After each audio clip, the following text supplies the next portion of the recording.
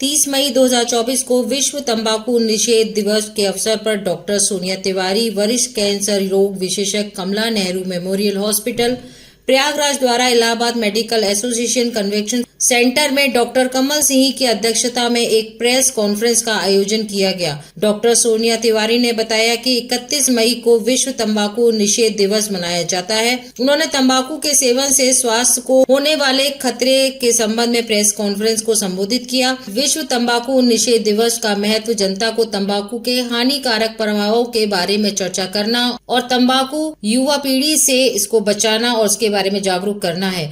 इस दिन को मनाने का उद्देश्य यही है कि आम जनता तंबाकू के होने वाले नुकसानों से दूर रहे और तंबाकू से बने पदार्थों से दूर रहे। तंबाकू एक धीमा जहर है जो सेवन करने वाले व्यक्ति को धीरे धीरे मौत के मुंह में धकेलता है। सिगरेट, बीड़ी, हुक्का एवं गुटखा, जर्दा, खैनी आदि हर रोज मौत की ओर ले जा रही है। गुड मॉर्निंग भारत संवाददाता पंकज शुक्ला की report. World no tobacco day के रूप में मनाया जाता है, तंबाकू निषेध दिवस के रूप में। तो इसके पीछे उद्देश्य यही है कि तंबाकू से जो होने वाली बीमारियां हैं, जो स्वास्थ्य को खतरा है, इसके बारे में लोगों को जागरूक करना। कौन कौन सी ऐसी बीमारियां हैं जो इंसान को इस हद तक नुकसान पहुंचाती है कि उससे मृत्यु तक हो जाती है, उसमें एक कैंसर भी है। तो कैंसर की जो आपने देखा होगा कि डे बाय डे बढ़ता चला जा रहा है, उसमें एक तंबाकू भी है जिसकी वजह से बहुत सारे कैंसर होते हैं। ये एक ऐसी चीज से है कि तंबाकू की वजह से जो बीमारियां होती हैं उसको हम प्रिवेंट कर सकते हैं, यानी रोक सकते हैं। इस लत से छुटकारा पाके सबसे अच्छा तो है कि तंबाकू का सेवन ही ना करें, लोग इसके दुष्प्रभावों के बारे में जाने और इससे दूर रहें। लेकिन फिर भी जानते हुए भी लोग इससे उसको लत में पड़ जाते हैं। तो जो लोग लत में पड़ गए हैं तो कम से कम अब जान जाएं कि इससे क्या क्या नुकसान है, तो अपने आप को दूर रखें। कैंसर जो होते हैं तंबाकू की वजह से, उसमें जो कॉमन कैंसर है भारत में स्पेशली मुंह के कैंसर बहुत कॉमन है, क्योंकि तंबाकू जो खैनी है, पान मसाला है, जर्दा के साथ लेते हैं लोग, तरह तरह के पान मसाले ये इजीली अवेलेबल है। जिनको एक जो लेबर क्लास इंसान भी है, बहुत ही साधारण लोग, मतलब जो काम करते हैं डे टू डे एक्टिविटी वाले लोग भी बहुत इजीली ले लेते हैं और बहुत जल्दी इस लत में पड़ जाते हैं, क्योंकि उनको लगता है कि तंबाकू खा के हम ज्यादा देर तक काम कर सकते हैं। देश में जो कैंसर की वजह से डेथ होती है उसका आंकड़ा बहुत ज्यादा है, जिसमें जो सबसे ज्यादा मृत्यु दर ओरल कैंसर की वजह से है, अराउंड जो 70 to 80%, और फेफड़े की वजह से जो मृत्यु दर है वो और भी ज्यादा है, क्योंकि ये बहुत खतरनाक बीमारियां होती है। कैंसर की वजह से विश्व में भी मृत्यु दर जो है करीब हमारे देश में जो है तंबाकू से होने वाली जो मृत्यु दर है वो अराउंड 90 लाख है। ठीक है, तो उसमें से भी कैंसर की वजह से जो होती है उसमें से करीब 60-70 लाख लोग कैंसर की वजह से मर जाते हैं, क्योंकि वो एडवांस स्टेज में प्रेजेंट करते हैं हमारे यहाँ।